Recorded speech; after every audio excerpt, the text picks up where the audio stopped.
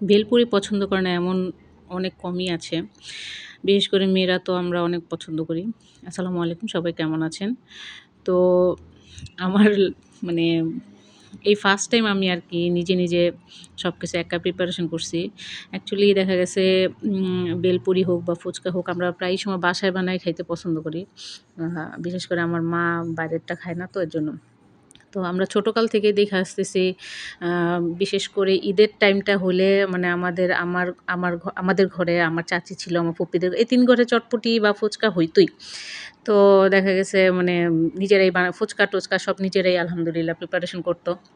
তো ফুচকার মধ্যে যে কালো যে জিনিসটা এখানে তো আর পাওয়া যায় না বাইরে। তো ওইটা দিয়েও মানে তাল মাখনা বলে ওটাকে। তো ওইটা দিয়া দেখা গেছে বানানো হইতো। তো আলহামদুলিল্লাহ নিজে প্রিপারেশন কইরা একা চেষ্টা করছি। কতটুকু পারছি জানি না। মেয়ে আসছি পর থেকে মেয়ে খাইতে চাইতেছিল। তো অ্যাকচুয়ালি এখানে মানে এই যে ডাবলিটা যে এটা আরকি পাইতেছিলাম না। তো অনেক খোঁজাখুঁজির পরে পাইছি। এখানে পাওয়া যায় হলো আপনার মটরশুঁটিটাকে শুকাইয়া মানে ডাবলির মতো করে রাখে। তো ওইটার স্মেলটা ভাল লাগে না। আমি ২ বার খাইছি। আমার দেবরের বউ খাওয়াইছিল কিন্তু অত ভাল লাগে না। তো আমি এটা খুঁজে পাইছি পরে। একবার আমি এরকম মনে করেন যে ডাবলি নিয়ে আসছি। ডাবলি নিয়ে এসে পরে দেখি যে ওটা ভিজেছি ছোলা হয়ে গেছে। তো আলহামদুলিল্লাহ আমি নিজে তৈরি করছি। আমি ডাবলিটা খাই না সারারাত মনে করেন যে সারারাত্র ভিজায় রাখছিলাম। ভিজায় রাখার পরে প্রেশার কুকারে একটা মাত্র শিস দিছি। সাথে একটু লবণ দিছিলাম, আলু দিছিলাম। ভাবছিলাম যদি ডাবলিটা ঘন না হয় তাহলে আলু দিয়ে মাইখা দিই। তো দেখলাম না আলহামদুলিল্লাহ ডাবলিটা আমার ভালো মতো সিদ্ধ হইছে। মরিচ গুঁড়া করে নিছি বিট লবণ দিয়া, তারপর জিরা গুঁড়া করছি, ধনিয়া ভাইজা গুঁড়া করছি। এই বিট লবণটা আমি দেশ থেকে বানায় নিয়ে আসছি।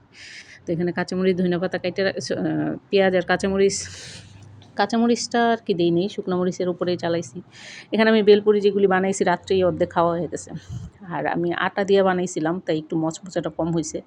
এখানে টক পানিটা যেটা বানাইছি এটা মিষ্টি টক পানি বানাইছি। কারণ আমার ঘরে মিষ্টিটা খায় বেশি। টকটা পছন্দ করে কম। তো দেখা গেছে আমার কাছে তো অনেক ভাল লাগছে। মানে অ্যাকচুয়ালি হুবহু যেটা দোকানের ভেলপুরি বলেন তার মতোই হইছে, জাস্ট ফুচকাটা একটু মনে করেন নরম হয়ে গেছে। কারণ আটা দিয়ে বানানো হইছে তো এর জন্য। আর আমি এখানে আসছি এর আগেও যখন থাইকা গেছি বেশিরভাগ আমার আটাই খাওয়া পড়ছে, লাল আটা খাওয়া পড়ে এখানে বেশি। তো আমি যা কিছুই বানাই রুটি খাওয়া পড়ে, রুটির ভিডিও তো অনেকই দিছি। তো রুটিও খাওয়া পড়ে লাল আটা দিয়ে। আমি লাল আটা দিয়ে সবকিছু করি। তো দেখা গেছে মনে করেন এর জন্য ফুচকাটা একটু পরের দিন হয়ে গেছে, নরম হয়ে গেছে। টক পানিটা অনেক মজা হয়েছিল। একটু মিষ্টি হয়েছিল, একটু ঝাল হয়েছিল। আমার মেয়ে তো মানে আলহামদুলিল্লাহ সে অনেক ইচ্ছা করছিল খাওয়ার জন্য। ওর কাছে অনেক ভালো লাগছে। সবার কাছেই ভালোই লাগছে। আলহামদুলিল্লাহ।